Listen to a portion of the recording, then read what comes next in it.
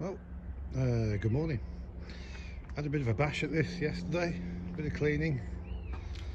This is day 2. So today's grot removing is now going to be the boot.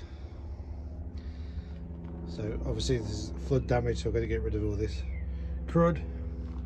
You may actually help with rust or lack of rust problems.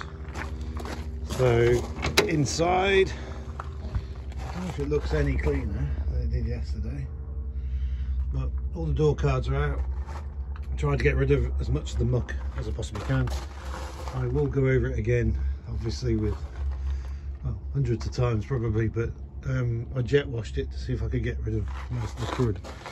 So under the bonnet, I'm still going to do that. So if I can find a lever.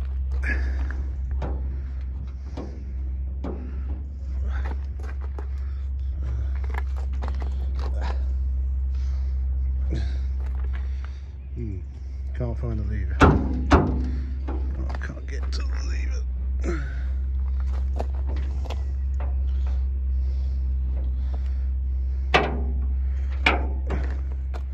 That's because you press it down, not up. Can't do it one end. Anyway, so I will video this in a second.